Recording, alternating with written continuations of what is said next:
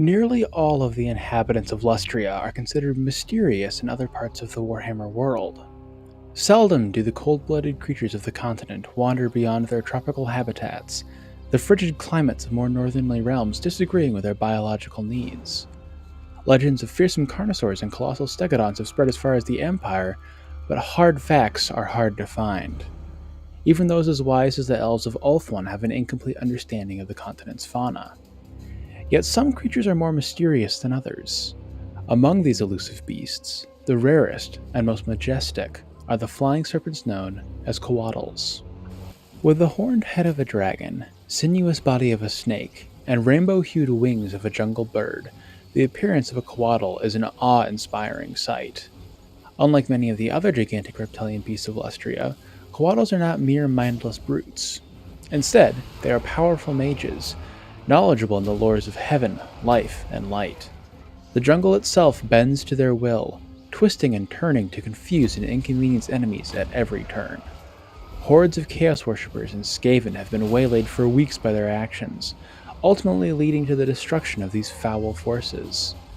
The sky follows their command as well, and the arrival of a Coatl is heralded by thunderstorms. Wind and rain batters those unfortunate or foolish enough to stand against them, rendering ranged weaponry nearly useless. When a Coatl is brought to battle, it is as if the anger of the entire jungle has fallen upon their foes. It is unclear exactly how Coatls came to be. The few scholars who know of them suggest that they are either manifestations, messengers, or avatars of the inscrutable Old One known as Tepok. As his areas of concern include the sky, magic, and sacred places, it stands to reason that Tepok and the mystically inclined Coatls are cut from a similar cloth. Even if they aren't directly related to Tepok, it is clear that the Old Ones as a group watch and guard Coatls.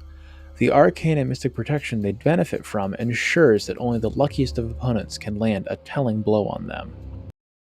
For all of their magical ability, a Coatl is not invincible. Despite their large size, Coatls are quite frail, no stronger than a man, and about as tough as an orc. If their mystic defenses can be penetrated, they are quite easy to slay. The rare human inhabitants of Lustria have even developed the tools needed to hunt them on a semi-regular basis. Their flesh is considered a delicacy, and when brought down, a single Coatl can feed an entire tribe. Fortunately for the Coatls, not all of the jungle's inhabitants are so ready to take advantage of their physical frailty. The Amazons of Lustria will not hunt Coatls, though they have no qualms about taking any loose, multicolored feathers they might find. They repurpose these into headdresses and ritualistic decorations. The Lizardmen have an even more positive relationship with Coatls, often enlisting them in the defense of sacred places.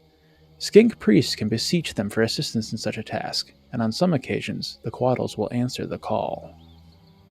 In Total War Warhammer 2, Coatls are a unit on the Lizardmen roster, only available through the Silence and the Fury DLC in Warhammer 2. They're large, flying monsters with Uranun's Thunderbolt and Lesser Chain Lightning bound spells. Their stats are pretty good, with decent armor, melee attack, and melee defense. Their weapon strength is primarily armor-piercing, making them good at cutting through heavily armored targets, at least on paper. They have a really neat special ability called Master of the Sacred Places that gives units running under them the stock special ability. This can make them quite good at hiding your large monsters from artillery fire, though be warned that if this is everything you're hoping to get out of a Coatl, they might not be worth taking. They cost 1850 gold in multiplayer, making them quite expensive, and their janky animations make them less dangerous in combat than one would expect by strictly looking at their stats. They can still be quite dangerous, and act as a nice centerpiece for a Lizardman Air Force, as they alone among the aerial units of the Lizardmen can cause terror. The Lizardmen also possess a regiment of renowned Coatl unit, the Spirit of Tepok. This is of course a reference to the close relationship between the Flying Serpents and the Old One of the Skies, discussed earlier in this video. Unfortunately, I couldn't find any primary sources on the regiment, but if I do, I'll be sure to get their own video out. The only thing separating the Spirit of Tepok from a normal Rank 9 Coatl unit is that it has a greatly reduced price and mixed up bound spells. Rather than casting the Thunderbolt and Lesser Chain Lightning, they can cast Shield of Thorns and Lesser Banishment. Interesting, this makes the unit that bears Tepok's name less involved with his divine portfolio. They lost spells designed to mimic the effects of a storm, and instead got more magic-y and jungle-focused spells. It's not a bad thing, as both the lores of light and life were types of magic that the Coatl could harness, but it is a little ironic, considering the name. That concludes our overview of the Coatl, the third entry in our Monsters of Warhammer series.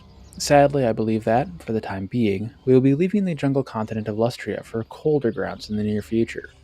It is November, after all, and talking about tropical heat seems to be rubbing it in for my audience in the Northern Hemisphere. Please be sure to like, subscribe, and of course comment stuff you'd like to see in the future down below. Until next time, this has been Sigmar's Chosen, signing off for now.